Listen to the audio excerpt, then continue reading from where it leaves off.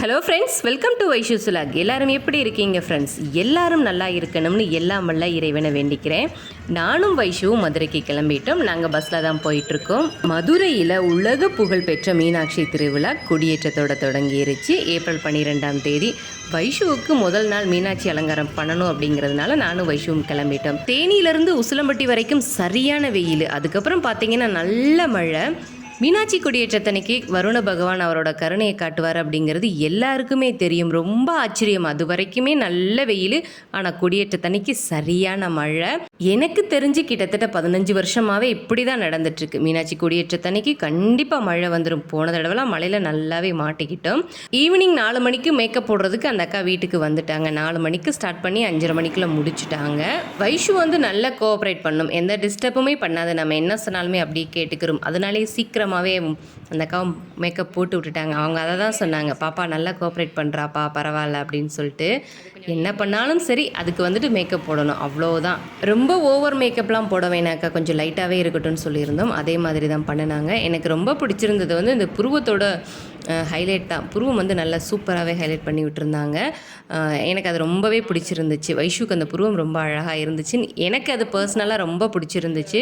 போன வருஷம் 2 மீனாட்சிக்குமே அலங்காரம் பண்ணி இருந்தோம். இந்த தடவை வைஷுக்கு மட்டும்தான் சண்மதி வரலன்னு சொல்லிட்டாங்க. ஹையர் கிளாஸ் போனதுனால எனக்கு ஸ்கூல் இருக்குது, நான் லீவ் போட முடியாதுன்னு கொஞ்சம் வருத்தம் தான். இருந்தாலும் பரவாயில்லை, பாப்பா ஸ்கூலுக்கு போகிறேன்னு சொன்னது இன்னும் எனக்கு ஹாப்பி தான். ஓகேடா பரவாயில்ல, பார்த்துக்கலாம், நீ ஸ்கூலுக்கு போ அப்படின்னு சொல்லிட்டு அம்மாட்ட விட்டுட்டு நானும் கிளம்பி வந்துட்டேன். அங்கே இருந்து கிளம்பும்போது ஒன்றும் தெரியல, ஆனால் இங்கே வந்ததுக்கு பிறகு கொஞ்சம் கஷ்டமாக இருந்துச்சு. பாப்பாவையும் கூப்பிட்டு வந்துருக்கலாமோ, ஒரு நாள் தானே லீவ் போட்டிருக்கலாம் அப்படின்ட்டு. ஆனால் பாப்பா கம்பல்சரியாக வரலன்னு சொல்லிட்டா. சரி, நம்ம கம்பல் பண்ண வேணான்னு தான் விட்டுட்டு வந்துட்டேன். வைஷுமே வந்து ரொம்ப ஃபீல் பண்ண, அக்காவை கூட்டிகிட்டு வந்துருக்கலாம் இல்லம்மா அப்படின்னு.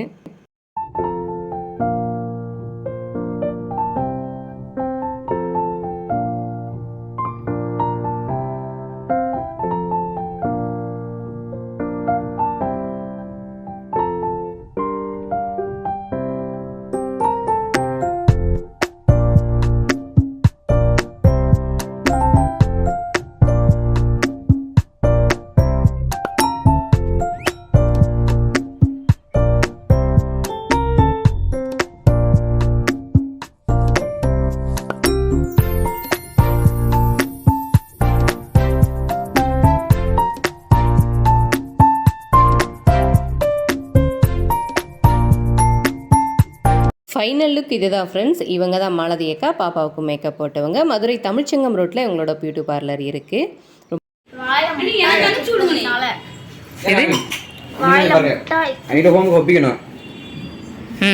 நீ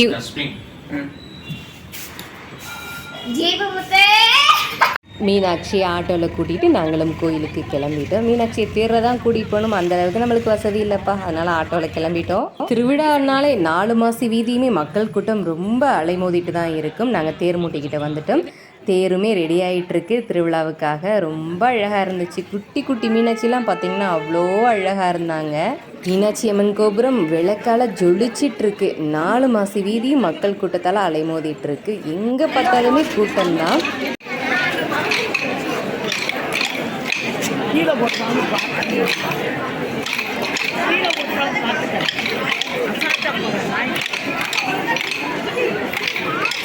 இத்தனை வருஷம் அனுபவத்தில் திருவிழாவுக்கு இந்த தடவை தான் கோயில் வாசலில் போய் நாங்களே நின்றுருக்கோம். எப்போயுமே பார்த்தீங்கன்னா தேர் மூட்டிக்கிட்ட தான் போய் நிற்போம். இந்த தடவை கோயில் வாசலே போய் நின்றுட்டோம். அவ்வளோ அழகாக இருந்துச்சு.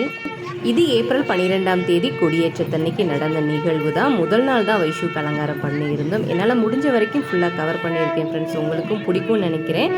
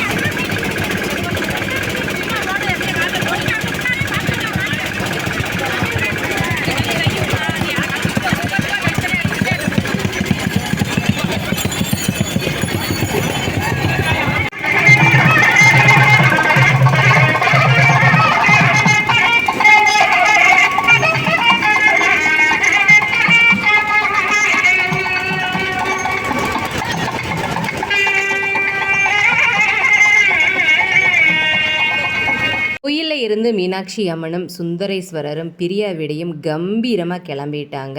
திருவிழா முதல் நாள் அன்னைக்கு சுந்தரேஸ்வரரும் பிரியாவிடையும் கற்பக விருட்ச வாகனத்திலையும் மீனாட்சி அம்மன் கம்பீரமாக சிம்ம வாகனத்திலையும் வலம் வருவாங்க 4 மாசி வீதியிலையும்.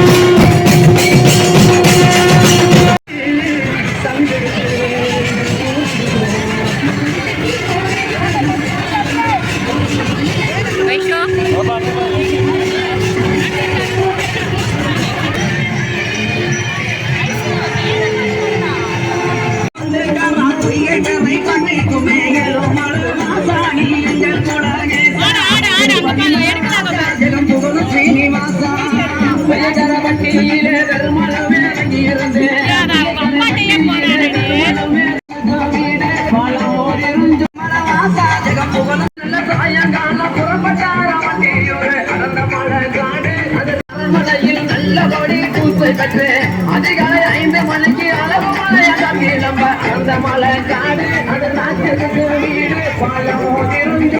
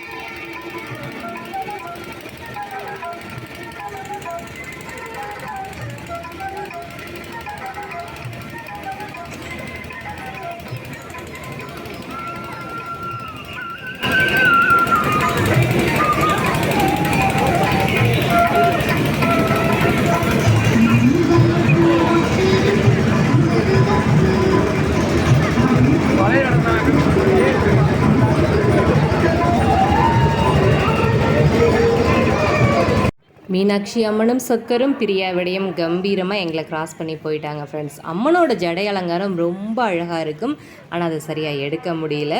ஊர்வலமெல்லாம் முடிச்சுட்டு 4 மாசி வீதியும் சுற்றிட்டு நாங்களும் வீட்டுக்கு கிளம்பிட்டோம் ஃப்ரெண்ட்ஸ்.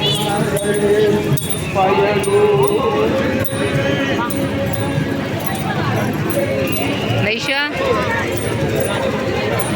டயர்ட் ஆயிடுச்சு. 4 மாசி வீதியும் சுற்றி வந்ததில் வைஷு கொஞ்சம் டயர்டாகிட்டா. ஆனால் சொல்லலை, நமக்கு முகத்துலேயே நல்லா தெரிஞ்சிச்சு. வீட்டுக்கு வந்தோடனே மேக்கப்போட ரிமூவ் பண்ணல. ஃபஸ்ட்டு சாப்பிட்டா பசிக்குது அப்படின்னு சொல்லிட்டு. இந்த வீடியோ உங்களுக்கு பிடிச்சிருந்தா மறக்காமல் ஒரு லைக் கொடுத்துட்டு நம்ம சேனல் சப்ஸ்கிரைப் பண்ணுங்கள், சப்போர்ட் பண்ணுங்கள். தேங்க்ஸ் ஃபார் வாட்சிங். தேங்க்யூ.